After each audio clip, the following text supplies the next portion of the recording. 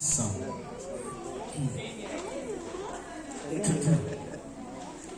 Muito bem, meus irmãos, quero te convidar a abrir a sua Bíblia no livro de Juízes. Já vamos para o capítulo 10 de Juízes.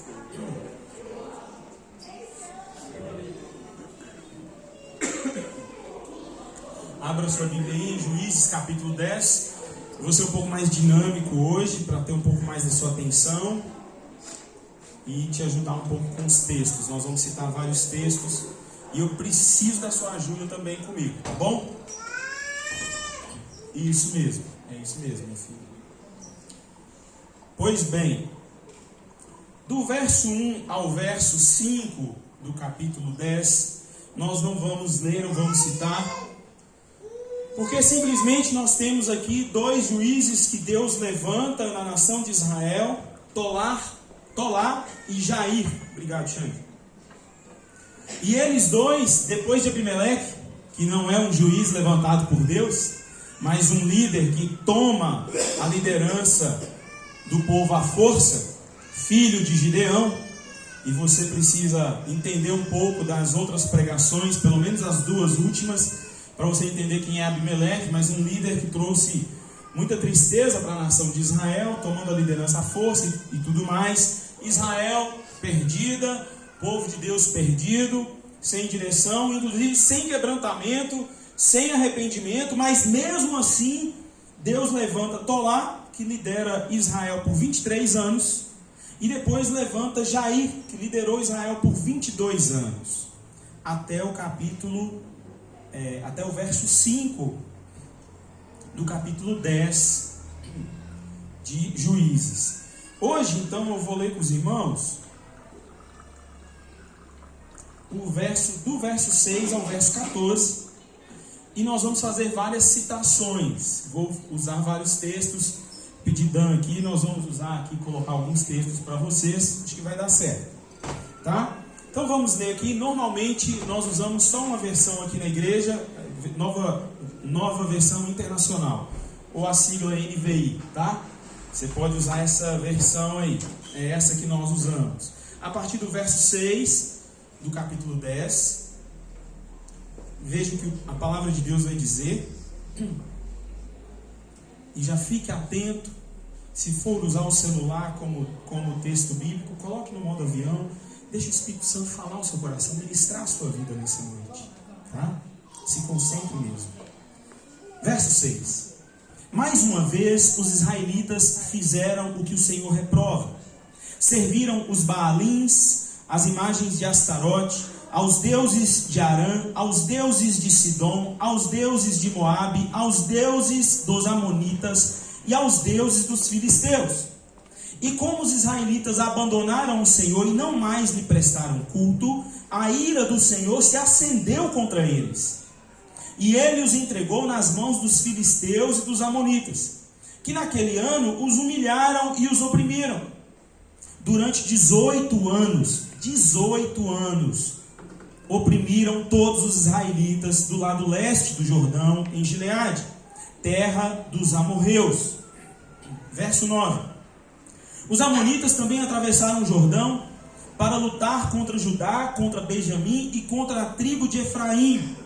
E grande angústia dominou Israel. Verso 10. Então os israelitas clamaram ao Senhor dizendo: temos pecado contra ti, pois abandonamos o nosso Deus e prestamos culto aos Baalins. O Senhor respondeu: quando os egípcios, os amorreus, os amonitas, os filisteus, os sidônios, os amalequitas e os maonitas os oprimiram e vocês clamaram a mim, eu os libertei das mãos deles. Mas vocês me abandonaram e prestaram culto a outros deuses. Por isso não os livrarei mais. Clamem aos deuses que vocês escolheram, que eles os livrem na hora do aperto. Verso 14 apenas. Feche seus olhos e vamos orar mais uma vez. Espírito Santo de Deus,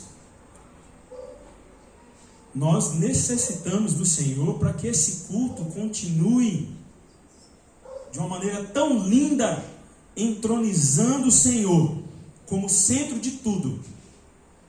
Que a tua palavra possa trazer exaltação do teu nome, possa trazer cura para a nossa alma, direção para o nosso espírito.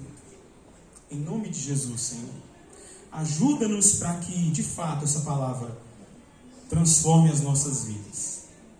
Em teu nome oramos, em nome de Jesus. Amém.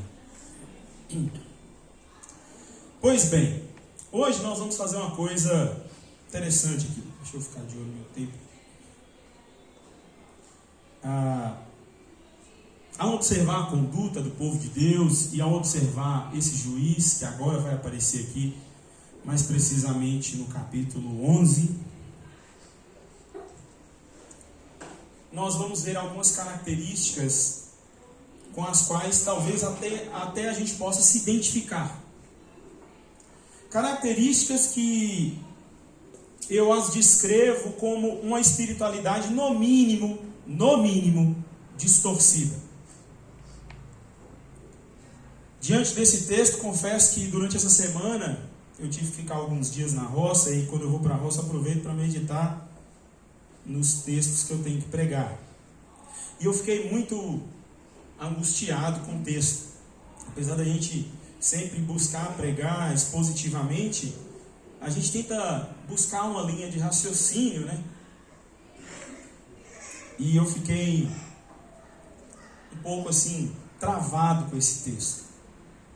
Até que eu me preocupei menos, eu passei a me preocupar menos em abstrair um sermão, e comecei a não mais ler o texto, mas pedir que Deus usasse o texto para que eu fosse lido por Ele, para que o Espírito Santo me passasse assim, como se passa numa máquina de xerox, né?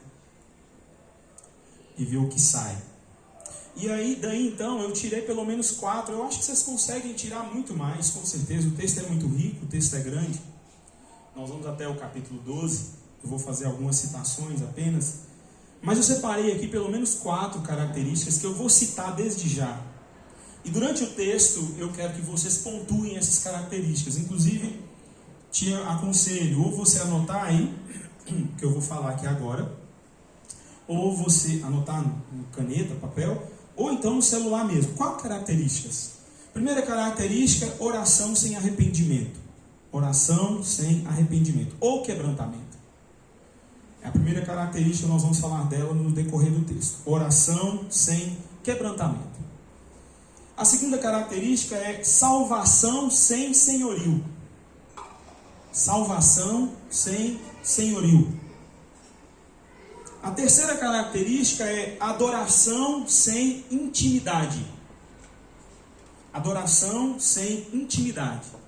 E a quarta característica, mais no final do texto, é serviço sem amor ou por conveniência. O que você acha melhor?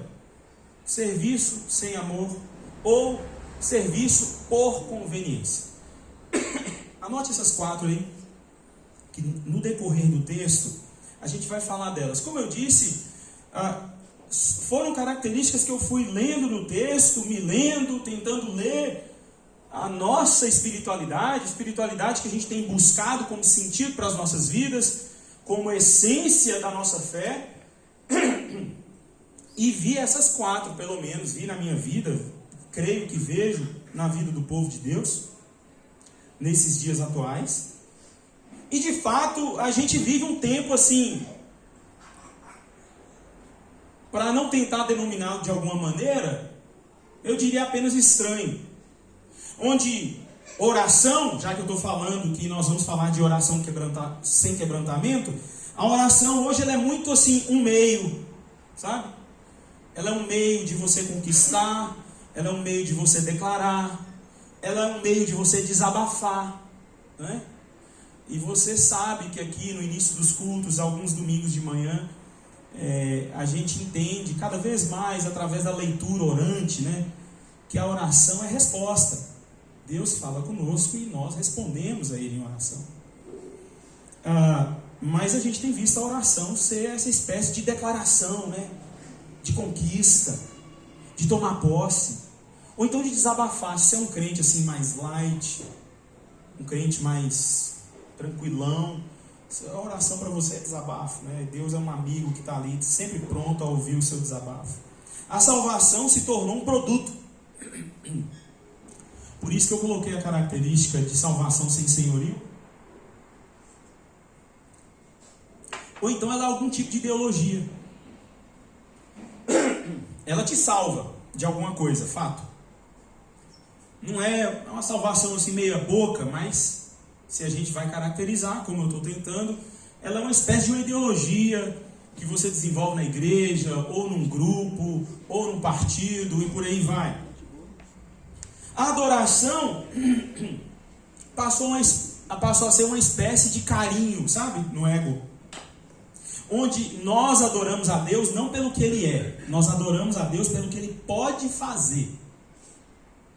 Então, na verdade, a adoração que parece ser para Deus, ela é um carinho para o meu ego. Então Ele assim é belo, Ele é bom, Ele é misericordioso à medida que Ele me abençoa, à medida que Ele me assiste.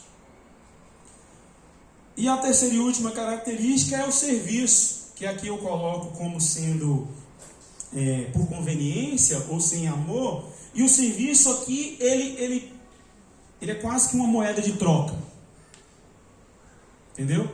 Só que é por conveniência. Então assim, quando eu faço, quando eu posso fazer, quando eu tenho tempo na agenda, ainda assim tem outra questão que é uma moeda de troca. Eu estou dando, a igreja vai me dar o quê? Eu estou gastando meu tempo aqui, você vai fazer o quê por mim? Não é? É tipo isso. Então é sobre isso que a gente vai falar hoje, e eu espero que essa palavra do texto de Juízes 10, 11, 12 possa nos ajudar, não é? Como eu disse, até o verso 5, a gente não vê arrependimento desse povo, o povo de Deus, e nós vamos falar do povo de Deus e depois do juiz. E logo no verso 6 nós vemos o mesmo declínio espiritual que a gente está acostumando já a ver, né? Israel. Entra juiz, sai juiz, e o que Israel faz? Desce aquela ladeira boa de negativo quanto à sua espiritualidade. Deus larga para lá e vamos adorar outros deuses, né?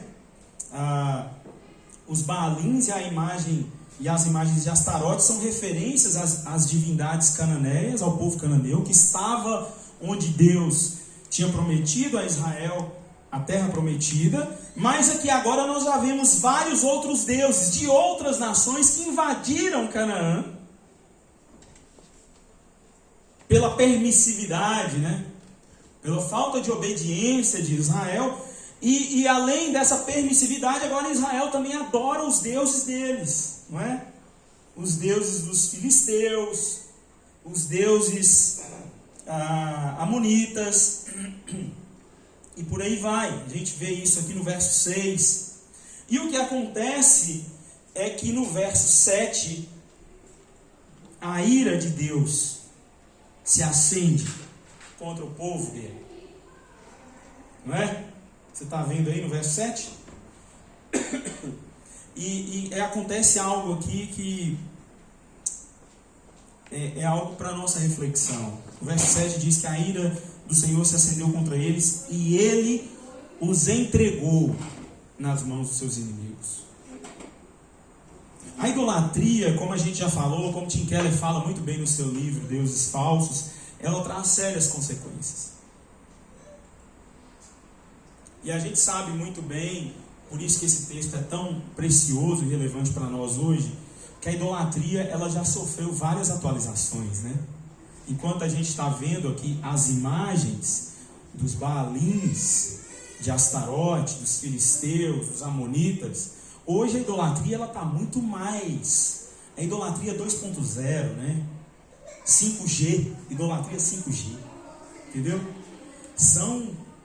A idolatria hoje tem diversas cores, tem diversos nomes, né? A idolatria hoje ela é muito diversificada. Ela pode ser uma criança linda dessa aqui correndo para a sala, que se por alguma desgraça dessa vida ela se for, a sua vida acaba, porque a sua vida está pautada nela. Isso é idolatria, entende? Talvez você é alguém assim que conquistou muita coisa, e que bom que você conquistou, não estamos com inveja, mas essas inúmeras conquistas se tornaram em algum momento da sua trajetória de vida não apenas objetivos profissionais, mas um meio de subsistência mesmo. Você passou a acreditar que você dependia daquilo para ser indivíduo. E isso é um problema grave, porque a idolatria, assim como a gente vê em Israel, ela gera uma série de consequências. O verso 7, a gente vê que o povo de Deus se torna escravo de outras nações. E a gente vê esse mesmo nível de escravidão na vida de um cara de sucesso, que tem já milhões na conta, mas ele só consegue ter paz se continuar produzindo. Se alguma doença lhe tomar nesse mundo tão cheio de doenças, e ele se tornar improdutivo, não lhe resta mais nada a não ser tirar a própria vida. É esse tipo de perigo que a idolatria traz, né? Como trouxe para o povo de Deus. E o povo ficou sofrendo por 18 anos. Imagina quanta gente sofre assim por esse período, ou por mais tempo ainda. O verso 9 diz que os israelitas sofriam profunda angústia. E aqui eu começo a falar com vocês, a partir do verso 10, a primeira característica: oração sem quebrantamento, ou oração sem arrependimento. Porque no verso 10 do capítulo 10, então os israelitas clamaram ao Senhor dizendo: temos pecado contra ti, pois abandonamos o nosso Deus e prestamos culto aos Baalins. Parece ser bonita a oração, mas o Senhor no verso 11 em diante diz: quando você se misturar com a outra turma e clamaram, eu ajudei vocês, e vocês voltaram. Então faz o seguinte, vai pedir ajuda a esses deuses aí agora, na versão Fernando atualizada, entendeu? Pede ajuda deles agora. Parece engraçado, mas o que Deus está dizendo é: essa oração de vocês não é verdadeira. E oração, não tem outra palavra não, irmãos. Oração sem quebrantamento, oração sem arrependimento, é falso. Não é verdade. É isso que está acontecendo. O povo clama, aparentemente arrependido, mas o Senhor mesmo diz: olha, não. Aí no verso 15 há uma outra oração. E o verso 15 diz: os israelitas, porém, disseram ao Senhor: nós pecamos. A conversa mudou. Faze conosco o que achares melhor, mas te rogamos, livra-nos agora. E aí Deus, diante desse coração quebrantado, ou dessa oração carregada assim agora de arrependimento, faz algo. Porque o verso 16 diz: então eles se desfizeram dos deuses estrangeiros que havia entre eles e prestaram culto ao Senhor, e ele não pôde mais suportar o sofrimento de Israel. Eu me lembro que algumas vezes, quando a gente conversa sobre oração aqui, quando a gente faz o nome feio é Lectio Divina, mas o nome que a gente usa aqui é leitura orante, é fazer do texto bíblico a nossa oração. E depois de um momento de reflexão, ou melhor, de leitura, de contemplação, né? De reflexão e de meditação, ou seja, o que esse texto traz para a minha vida, o que o Senhor está me indagando, para onde o Senhor quer me levar. Aí, diante desse movimento de Deus para a minha vida, a nossa pergunta, ou o nosso estímulo para a igreja é: e agora? O que nós vamos fazer? Qual é a nossa oração? E aí a gente vê claramente a oração sendo marcada por um espanto, né? Por um quebrantamento, porque Deus desce da sua glória para falar comigo, eu pecador. Como nós falamos hoje de manhã, aliás, ouvimos, né? Através da oficina de família, eu participei só do início, tinha um batismo depois. Mas diante da percepção de que não há pessoas boas no nosso meio, meu coração não é bom. E mesmo assim, Deus fala comigo, se revela a mim na sua palavra. Diante disso, meu coração se quebra, se parte no meio. E aí não me resta outra coisa a não ser me quebrantar e me mover. E é isso que acontece aqui com Israel. Nós pecamos, nós erramos. Então vamos fazer o seguinte: tira os deuses, tira as imagens, vamos prestar culto a quem nós deveríamos estar prestando culto. Entendeu? A oração carregada de quebrantamento e ação em direção àquele que me amou, que me atraiu, que me transformou. Tim Keller fala que o arrependimento verdadeiro, ele é marcado pelo menos por 2 sinais, quando fala desse momento aqui de Juízes. Ele fala que o primeiro sinal é um pesar pelo pecado, não somente pelos resultados que ele provoca. Eu não estou apenas com medo do que vai acontecer comigo porque eu pequei, né? Tanto é que Israel agora fala: olha, Senhor, nós pecamos, o que o Senhor vai fazer com a gente agora não importa. O que nós queremos é desfazer o que a gente fez e prestar culto ao Senhor. E o outro sinal que Tim Keller fala, que é um pesar pelos motivos idólatras e não apenas pela mudança de comportamento. Isso também é interessante, porque é um pesar pelo motivo que me faz idolatrar algo. Ou seja, o povo de Deus sabia que o problema de Deus não era com deuses criados de madeira, de ferro, de prata, de sei lá o que, de ouro. O que Deus estava falando com eles era: vocês se rebelam contra mim. Esses deuses que vocês criaram aí, para mim não são deuses. Não existe Deus além de mim. Meu problema com vocês é a insatisfação de vocês. Vocês não se contentam. Eu derramo graça, eu derramo poder, mas vocês não se contentam. Então, vá pedir eles agora. É o que Deus faz. E é por isso que Tim Keller está falando, o pesar real, quando há de fato quebrantamento, é pelo motivo idólatra, e não pela idolatria em si. É pela minha insatisfação com Deus. Ou como eu falava alguns dias atrás com uma pessoa: o seu problema não é o que você está invejando do outro.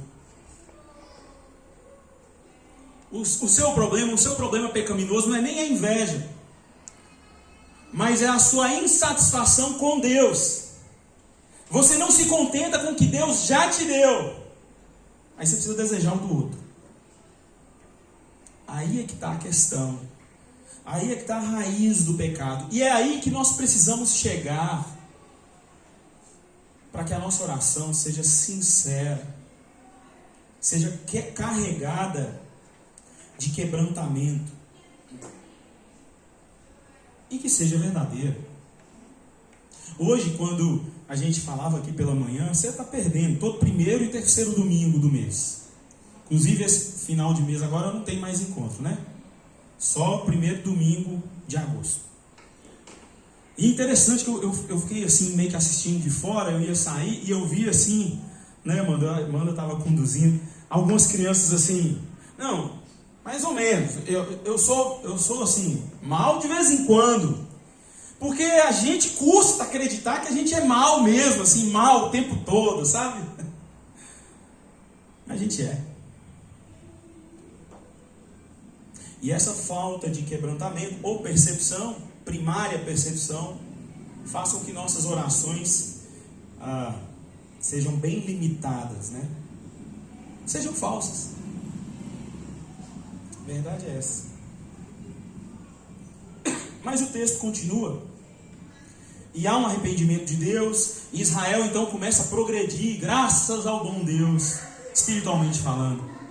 Israel se posiciona, se prepara para a luta. Você vai ler isso lá no verso 16, 17, 18. Depois você lê lá.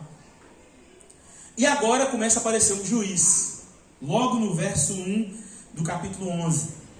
Porque o verso 18 do capítulo 10 diz assim: os líderes do povo de Gileade disseram uns aos outros: quem iniciar o ataque contra os amonitas será chefe dos que vivem em Gileade.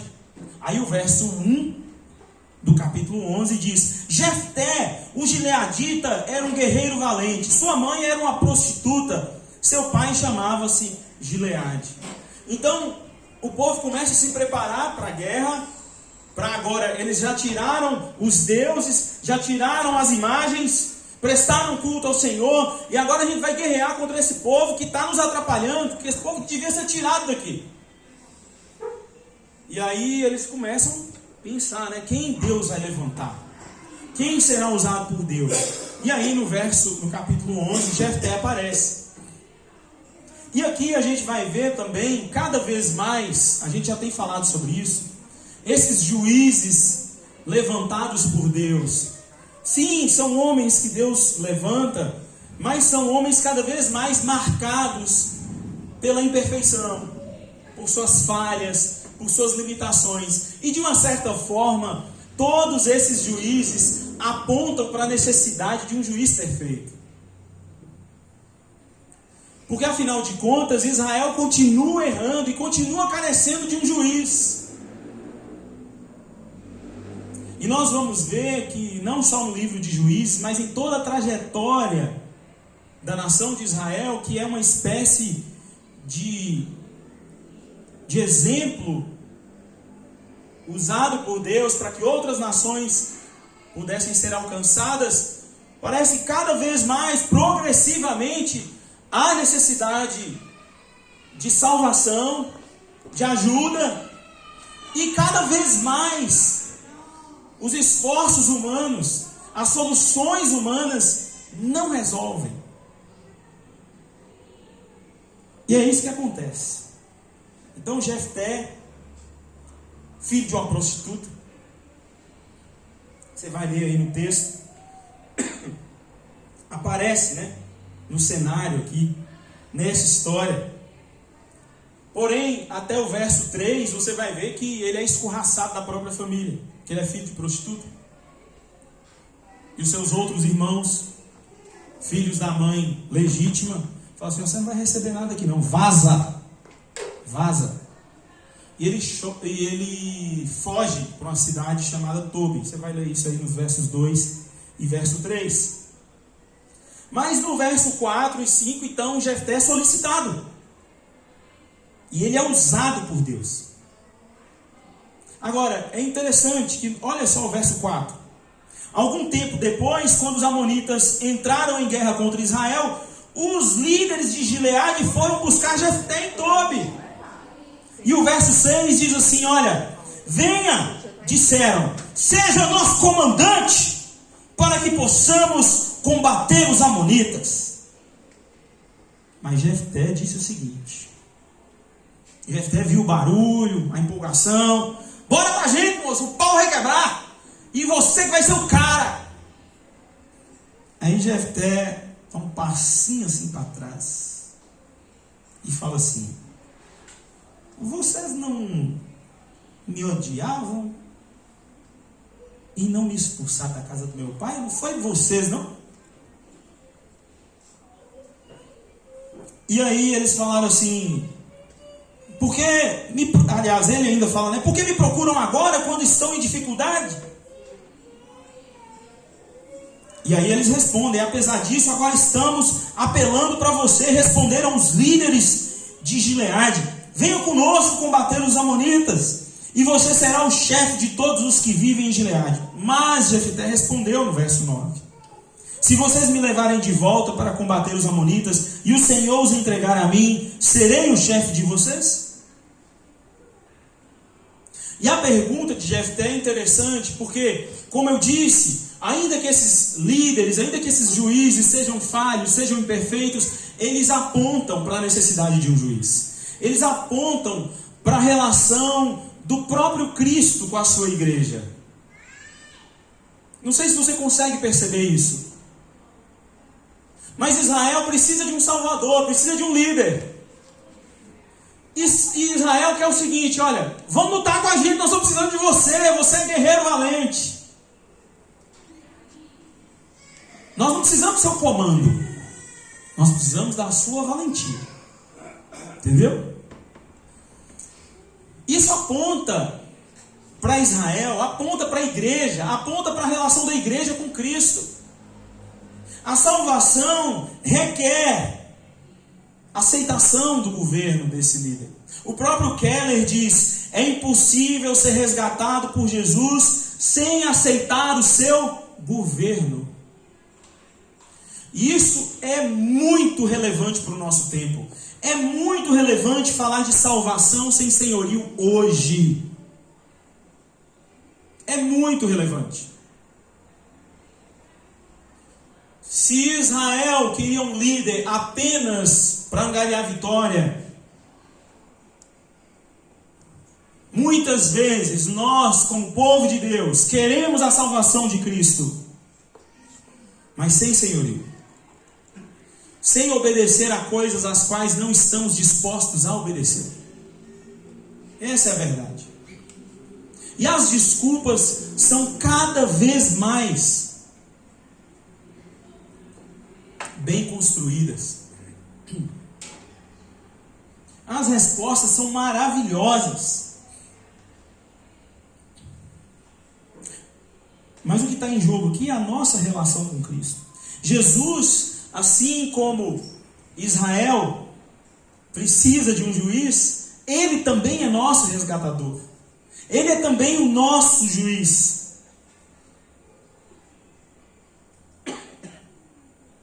E apesar de ele ser diferente de Jefté, apesar de ele ser perfeito, enquanto Jefté não, ele também exige governo e não apenas nos promete salvação. Isso não é por troca, é pelo que ele é. Ele é Senhor. Ele é Senhor.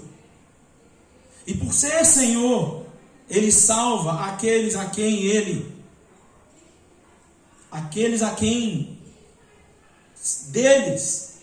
dele é. Mas hoje está cada vez mais difícil compreender isso. Ou talvez cada vez mais difícil aceitar isso. Numa sociedade onde somos tão empoderados, somos tão rodeados de possibilidades, de recursos e mais recursos, fica cada vez mais difícil encontrarmos cristãos dispostos a simplesmente obedecer o chamado de Deus para ser mãe, para ser pai, para ser marido. A desobediência é cada vez mais velada, sabe? Ela é carregada de boas justificativas. E assim, de uma maneira tão humanizada, nós vamos cada vez mais desejando de Deus a salvação, mas não nos submetendo à sua obediência, a obediência que vem dele, que deveríamos ter para com ele. E é isso que acontece aqui. Os versos 10 então e 11, os líderes respondem: o Senhor é nossa testemunha, faremos conforme você diz. Assim Jefté foi com os líderes de Gileade, e o povo o fez chefe e comandante sobre todos. E ele repetiu perante o Senhor em Mispá todas as palavras que tinha dito. Pois bem, como a gente vem aqui tratando o texto, no verso 29, então, Deus dá a vitória a Jefté, não é? É interessante aqui que, se você ler os versos anteriores,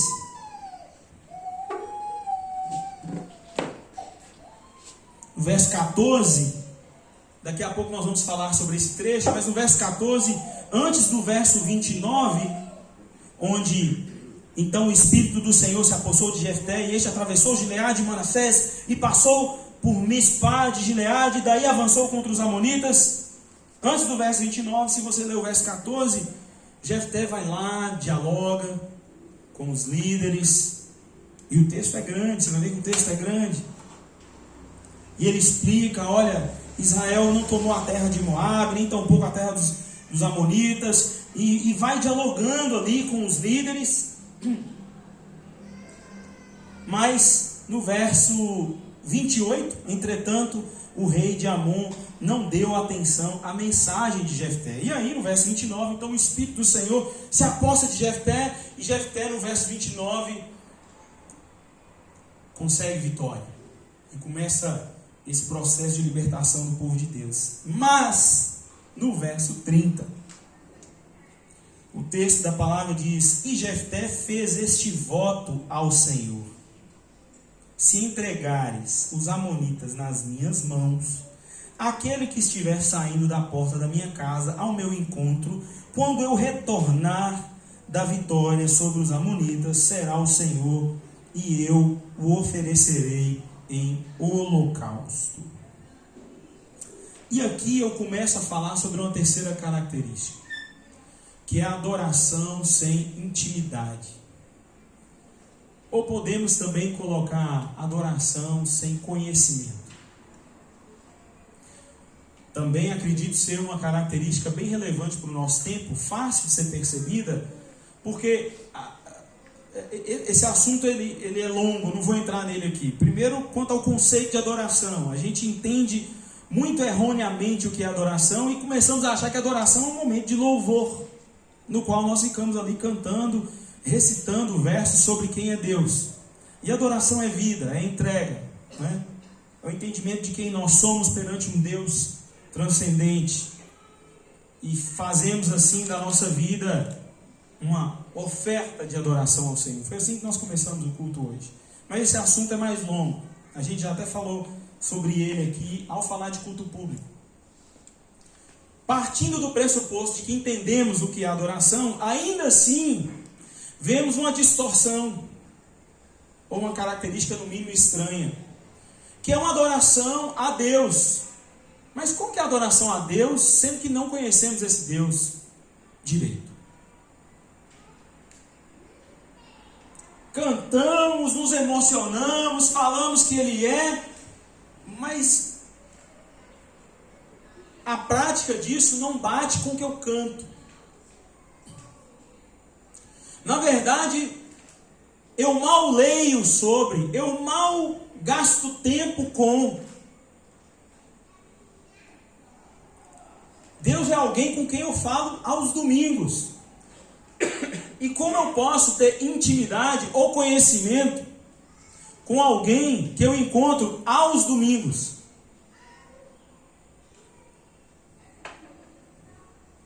É mais ou menos o que a gente vê aqui em Jefté. Porque Jefté faz um voto ao Senhor como se fosse necessário. Nós podemos ver através da palavra que nenhum juiz levantado por Deus,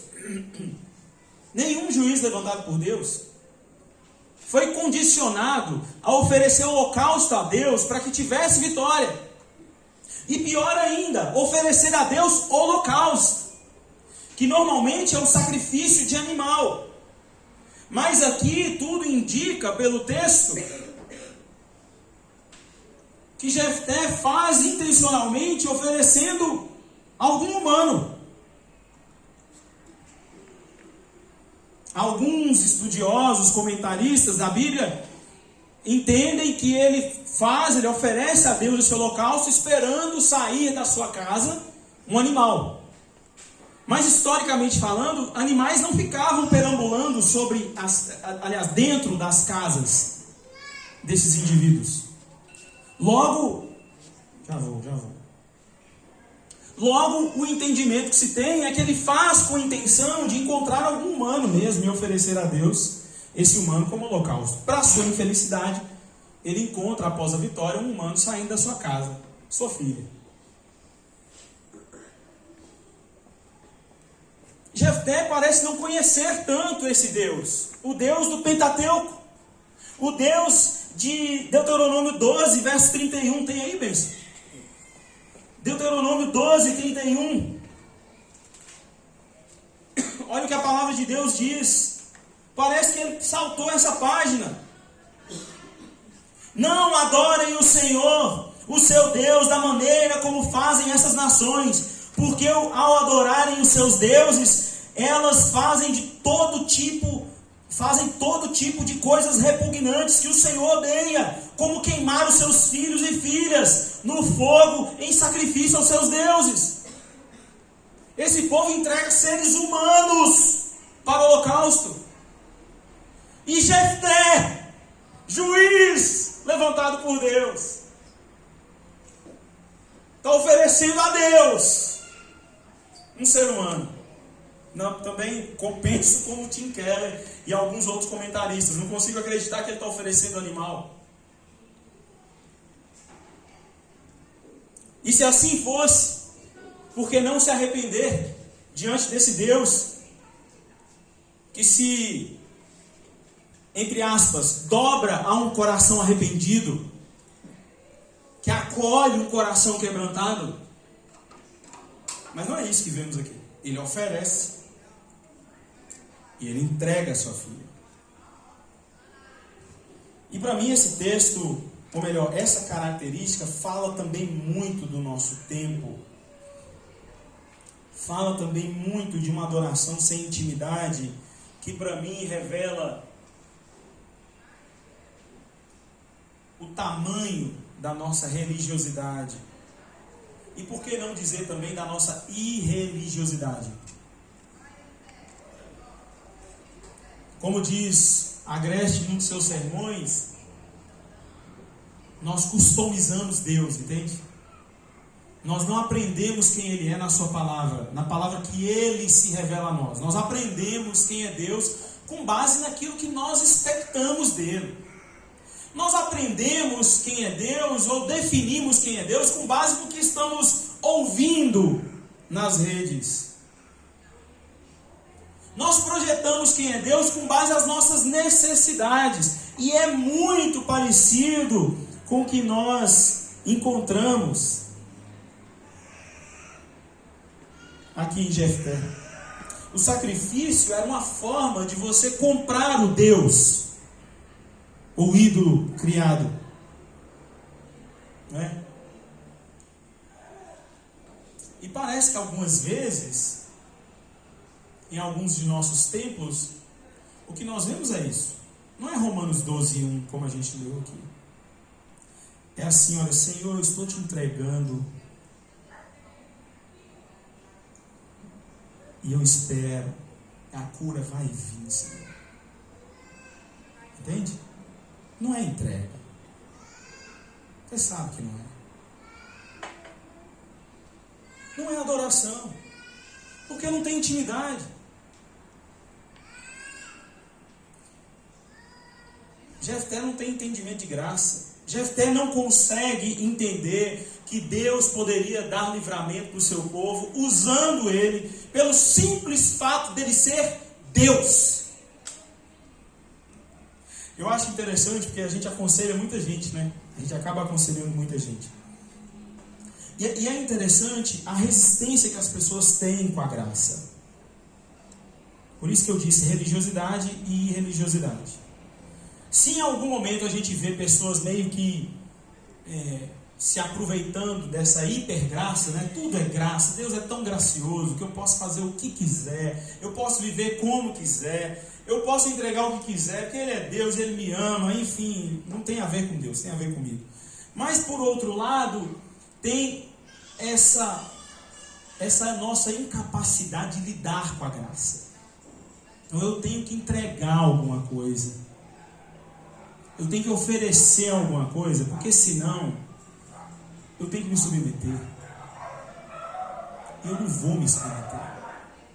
Eu quero Deus debaixo dos meus pés, ou no máximo até a minha cintura. A conversa ficou séria, né? Ficou pesado. Mas é o que Jefté está fazendo. Olha, se o Senhor me der, vou fazer um holocausto ao Senhor, um sacrifício. Parece ser bonito, né? Parece ser bonito. Mas revela, no mínimo, um desconhecimento da graça desse Deus. E com certeza, um desconhecimento do próprio Deus da graça. Jesus pagou o preço por nós. E algumas pessoas pensam assim: mas se Jesus já pagou o preço pelos nossos pecados, Fernando, isso aqui vai virar uma balbúrdia, vai virar uma bagunça. Então, você não entendeu ainda quem é Cristo. Você ainda não foi constrangido pelo seu amor. Você não entendeu o tamanho da sua pecaminosidade e nem o tamanho dessa graça. Porque todos aqueles que entenderam passaram a viver como Paulo, constrangidos pelo seu amor, não querendo mais viver para si, mas entregar a sua vida ao Senhor. E o que a gente vê aqui em Jefté é essa característica que nos lembra muito do que temos visto no nosso próprio meio, naquilo que nós chamamos de adoração. Palavras bonitas, cânticos maravilhosos, mas que não refletem vida, que não refletem entrega genuína.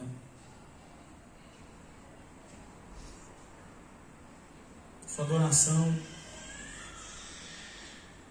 ela se pauta por posts, pelas redes.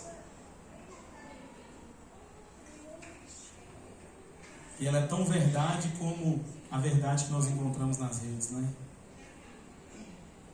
Mas no capítulo 12 a gente termina então vendo Jefté agindo de uma maneira, mais uma vez, surpresa para um juiz. E nós já estamos terminando, tá? Queridos. Capítulo 12.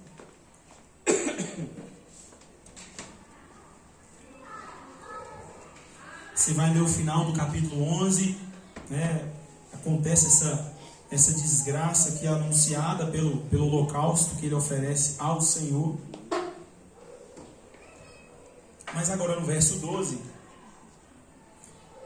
os homens de Efraim foram convocados para a batalha, dirigindo-se para Zafon, e disseram a Jefté: por que você não foi lutar contra os amonitas sem nos chamar para irmos juntos? Vamos queimar sua casa e você junto. Jefté respondeu: eu e meu povo estávamos envolvidos numa grande contenda contra os amonitas, e embora eu os tenha chamado, vocês não me livraram das mãos deles. Quando vi que vocês não ajudariam, arrisquei a vida e fui lutar contra os amonitas, e o Senhor me deu a vitória sobre eles. E por que vocês vieram para cá hoje? Para lutar contra mim? Jefté reuniu então todos os homens de Gileade e lutou contra Efraim. Os gileaditas feriram os efraimitas, porque esses tinham dito: vocês, gileaditas, são desertores de Efraim e de Manassés. Verso 5. Os gileaditas tomaram as passagens do Jordão que conduziam a Efraim. Sempre que um fugitivo de Efraim dizia: deixe-me atravessar, os homens de Gileade perguntavam: você é um efraimita? Se respondesse que não, diziam: então diga Shibolete. se ele dissesse Sibolete, sem conseguir pronunciar corretamente a palavra, prendiam-no e matavam-no no lugar de passagem do Jordão. 42 mil efraimitas foram mortos naquela ocasião. Jefté liderou Israel durante 6 anos. Reparem, não há paz. Não há paz debaixo dessa liderança. Então o gileadita Jefté morreu e foi sepultado numa cidade de Gileade. E a última característica que eu trago para os irmãos aqui, já estourei meu tempo, mas ela é muito importante para esse fechamento, que é o serviço por conveniência, que eu chamo de desamor. Porque esse líder aqui, que foi tão diplomático com os amonitas, que manda carta, mensageiros, deixa eu falar com vocês, irmão, essa terra aqui é nossa. Para que vocês estão fazendo isso?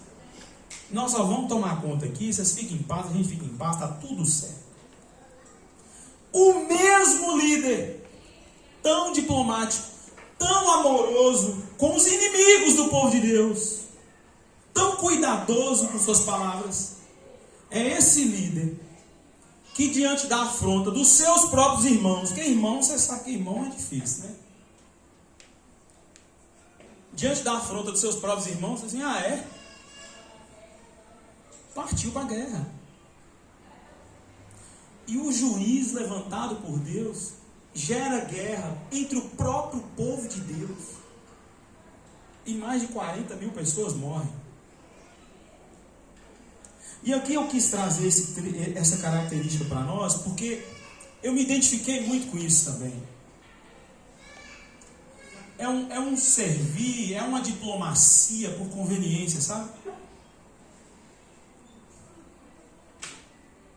Jefté nos lembra bastante. Ele não tolera, ele tolera os inimigos, mas não tolera seus irmãos. Eu já me vi quantas vezes assim, cara.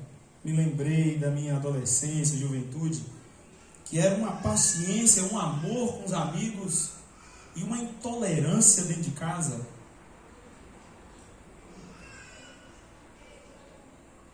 Jefté teve todo o cuidado diplomático, apaziguador no capítulo 11.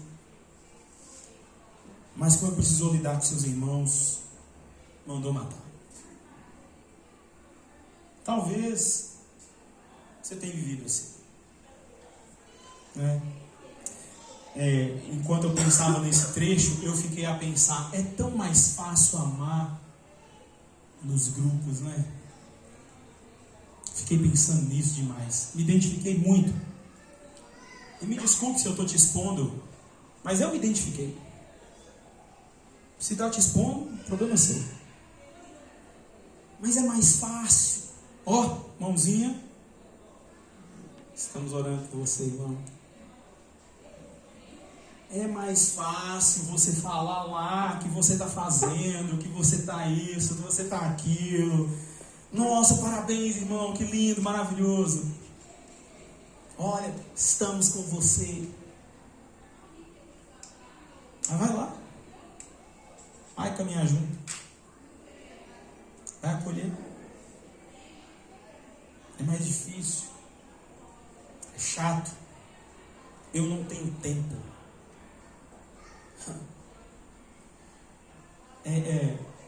De fato é um serviço sem amor, porque como nós, seres humanos, que temos a nossa vida nas mãos de Deus, não podemos garantir nem a próxima hora, nem os próximos minutos, podemos dizer que não temos tempo para servir aqueles a quem Deus nos confiou. Como? E aí eu comecei a entender, ou melhor, eu comecei a me identificar com Jefté. Porque com os irmãos, com os de casa, tudo é mais difícil, há exposição, você tem que gastar tempo, tem que perdoar, tem que conversar, tem que orar, com a esposa, com o marido, tudo se torna mais difícil. Mas com os de longe é muito mais fácil, é diplomático. É fácil amar de longe.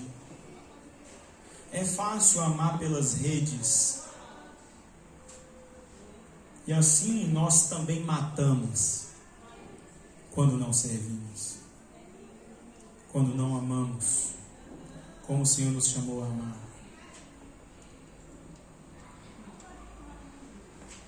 Eu queria terminar esse momento nos chamando a um momento de oração, cantar mais uma canção, pedir os meninos, a ajuda dos meninos aqui, porque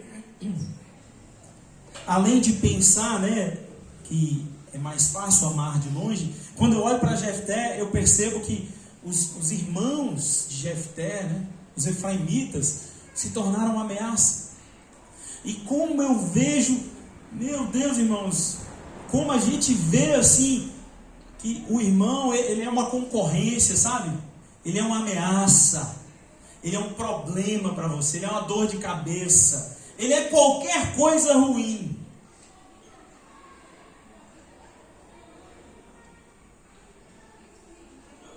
E se não for o Senhor Jesus para mudar isso, é uma questão de tempo para se tornar impossível a convivência. E aí passamos a matar mesmo, com palavras, com indiferença, com a não disposição, com o não servir. Mas eu termino dizendo que Jesus, o nosso juiz perfeito,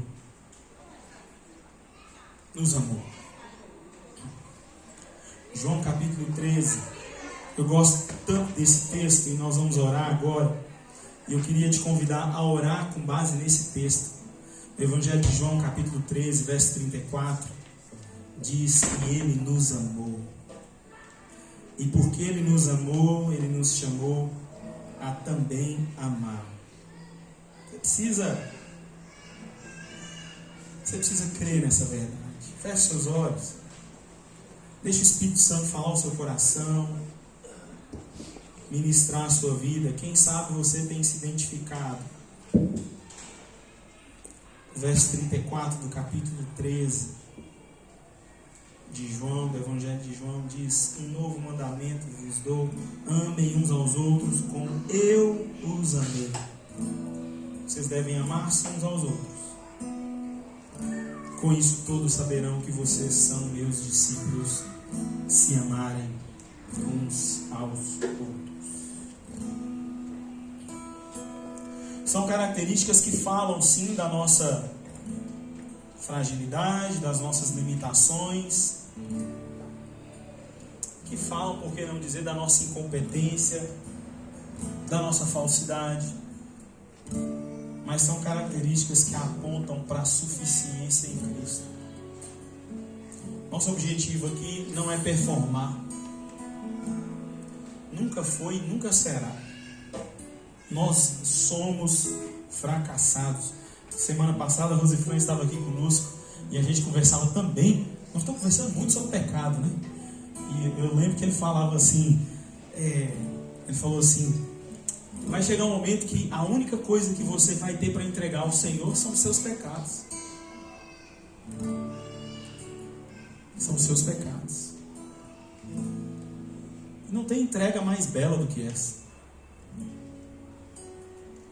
Senhor, eu não tenho nada, eu estou no negativo, mas eu creio tanto no Senhor, no seu poder, que eu vou entregar até minhas dívidas, até o que eu não tenho, até o que eu devo. Faz uma oração. Pode ser hoje o início de uma nova trajetória. Israel e Jefté nos fazem olhar para Cristo, nos chamando. Pode vir, meu filho, eu sou o juiz perfeito. Feche seus olhos, deixe o Senhor falar contigo. Vamos cantar só uma parte desse refrão enquanto você ora, e depois vamos orar. Queremos o nome agradecer e agradecer por tua obra em nossas vidas. em Faz uma oração. Ela é sua. Você e Deus. Pois só tu és o Deus eterno sobre toda a terra e céu.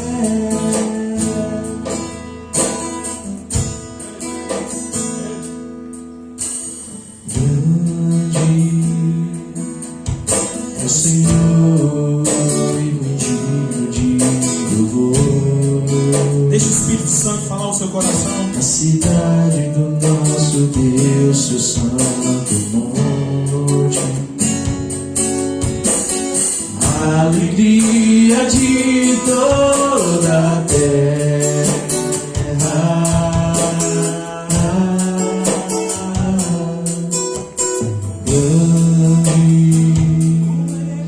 É o Senhor em quem nós temos a vitória e que nos ajuda contra o inimigo. Por isso diante dele nos prostramos.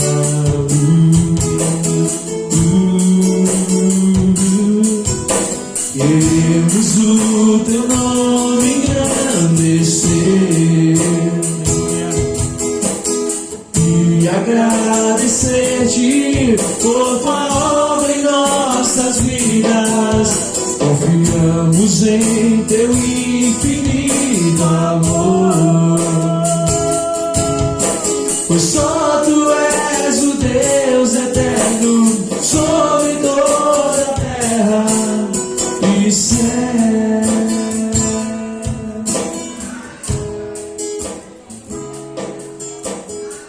Oh Senhor, nós te adoramos. O Senhor, Pai, acolha essa vida, receba essa vida que hoje ora ao Senhor, clama ao Senhor, reconhece diante do Senhor o seu coração pecador, limitado. Meu Deus, Senhor, vem salvar e vem governar a vida de tantos que estão aqui hoje se rendendo a Ti. Em nome de Jesus, Pai, que eles possam experimentar o novo de Deus, o ser uma nova criatura em Cristo. Em nome de Jesus, oramos a Ti, adoramos o Teu nome, porque Tu és Deus. Louvado seja o Senhor.